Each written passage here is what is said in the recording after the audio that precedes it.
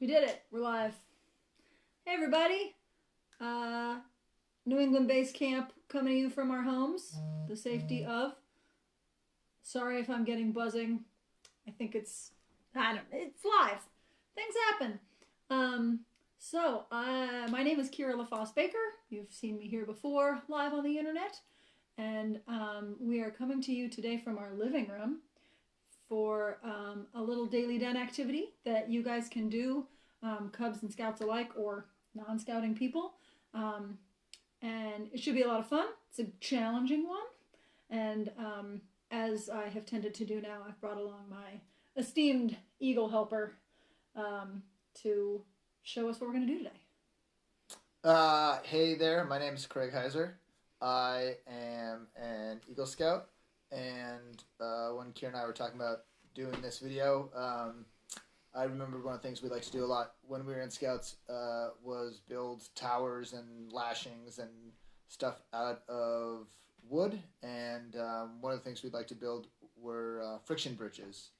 And friction bridges are these really cool structures that can, in theory, get you over a stream or something, just like a regular bridge, but without any nails. And so screws. Or screws or fastening devices or glue. And they're kind of these neat little physics projects, and they're fun to build outside and with real lumber, but we are not outside right now, as you can tell, and it's a little bit wet and dreary outside today, and we don't really have the land to get a bunch of wood together to build a full-size friction bridge. So earlier we asked ourselves, is it possible to build a friction bridge using something like, I don't know, spaghetti, or in this case linguine, because we don't have any spaghetti in the pantry. We just tried before this, and it seems like it should be possible. So we're going to see if we can build a scale model of a friction bridge just using your everyday household pasta. This video is in no way sponsored by DiCecco pasta, but hey, if you want to support scouting, DiCecco. Whenever I'm building my scale model friction bridges out of pasta, I'm always using DiCecco, again, specifically because it's the only thing we had in the cabinet.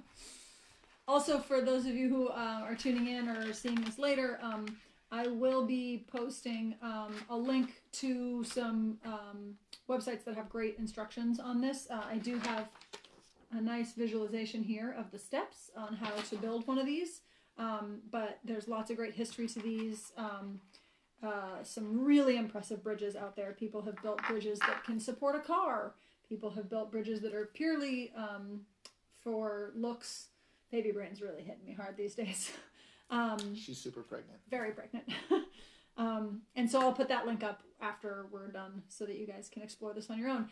And as I'll say at the end, if you build one of these, either out of pasta or of anything else, definitely send us a picture and let us know, because these are really pretty beautiful when they're done, even if they're just made out of pasta. Yeah, in theory, these work with lots of different things. Certainly, typically, you build them out of wood, but you could do them out of skewer sticks or pasta. I tried toothpicks earlier. It was hard. It's probably challenging with toothpicks. They're very round. Anything that's kind of somewhat cylindrical and has just a little bit of friction to it should work, or a little bit of texture, rather. And it helps when all those things are roughly the same size and fairly straight. So, yeah, anything else? No, I think you should get to it. So I found that the full length of the pasta is a little bit too long for the friction bridge. So I've been going ahead and just breaking it all in half, and we can get into a discussion about how to break pasta just a single time. But those are roughly the same length. I wish they were more consistent. And then these are going to be most of the beams of our bridge. So as you might be able to see here on this diagram, we've got like the long pieces, and then the circles that you're seeing are kind of the shorter pieces. And so for those, I'm breaking the pieces of pasta into quarters, and that'll be roughly kind of the width of our bridges here. It'd be And a so very, very small pasta car that could drive across this. I am going to try and use pieces that are roughly the same size. And I don't know, now I'm realizing this piece of wood is probably very similar in color to the pasta itself. So I don't know if you can see what I did. Do you want to adjust the camera? We can adjust the camera so that you guys can. I want to make sure everybody can see it because these are definitely tricky to make. So I'm gonna tilt this down. Oh, there you go. So that you can see better, and maybe I'll even try to find like a colorful piece of paper or something. All right, we're gonna have to do it quick because I'm ready. All right, now go for it. So typically, I think the way they do friction bridges is to start on one side and move from one side to the other. And so I'm gonna start just by putting, making like an H. Let's get a little even closer. Yeah, that's a lot of beard right there. So let's see how this goes. And so yeah, you can kind of see in our diagram roughly what we're going to be working with. But we'll start kind of with something like this. And once we get here, this right here, that's a friction bridge. That is, you know, one side of the bridge to the other. There's a gap in the middle. It clears a span. I think that counts as a bridge. But it's only when you get a little bit further when you can get kind of multiple pieces in there where, yeah, that's a legitimate bridge. But I mean, you can get pretty serious with it and kind of start building full arches. Now, what we'll build isn't going to be quite so high, but there'll certainly be a span and there'll certainly be space underneath. So, you want to try that? I found something that might make things a little more obvious. It's this very old Scrabble box. I can hold your pieces. Shout out to probably Milton Bradley. Scrabble folks. Oh yeah, it's pretty good. Look at that contrast. Yeah, there we go. So it's also a little bit bouncy, so that might make for some interesting. Let's get some give. Supply management here.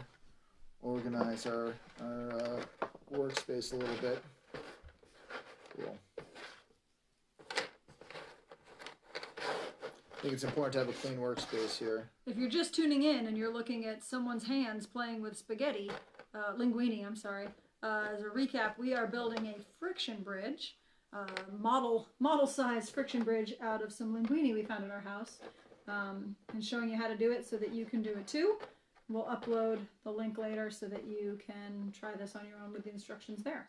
So I think you want it somewhat wide, not too narrow, but also not too wide.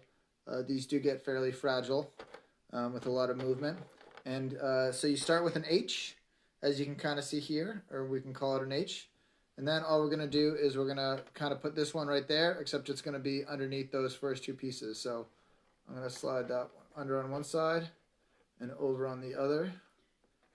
And now we have our first little part of a span. So now we'll bring in two more beams here. And I'm trying to remember how this goes. That this is going to cross kind of like this. Our next beam is going to go here. But again, we're going to weave it. There's a lot of kind of this weaving motion here. So this piece is going to need to go under this one and over this one. You want me to lift? Yeah, so why don't you lift? And it's very delicate, especially to begin with. Kira, you need to be a little bit more evenly handed there. I'm sorry. I will find someone else to help me. There's literally no one else. And so look at that. In a record amount of time, we have built our first little It might not look like much, bridge. but a very tiny stream could flow underneath that. Yeah, this is the least impressive friction bridge of all time, but you can see there is a space under this. It is technically a bridge. I think technically that counts as a bridge. But of course, in this household, we're never satisfied with good enough, and so I'm guessing Craig's going to want to make it more significant here. Yeah, so we're going to basically we'll just kind of see how far we can go with this, and I think might as well just go until disaster strikes. Mm-hmm.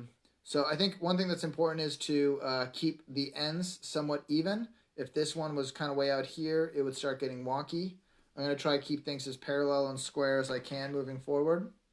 I'm going to put in another cross beam roughly the same distance away as the last one. And then we're going to take 2 more beams, roughly the same size. And if you want, what are we doing here? Wait a sec, what are we doing here? I think this one, we're doing a weaving thing. Does this one go here? I think it goes under. I'm trying to remember what our situation is here. We already did this, right? No, we're doing, oh yeah, we did that. Oh yeah, this one goes, this one goes underneath. So one of the things, I know he showed this earlier, but this diagram that I think does a nice job is it kind of shows you that at each stage there's a beam underneath. I don't know if you guys can see this, a beam underneath, and that will allow you, especially with the two of the long pieces on each side, that will allow you to lift that and then slide under your next long pieces. So now I will again try to be very careful. And then I can slide you this. Guys can't see what we're doing. It's hard to see, but I'm going under the first one and over the next one. And this is very... You have to have a very steady hand. Okay. Surgeons might be very good at this. this. Look at that. That is a legitimate friction bridge. Look at all that space for water. Oh my goodness.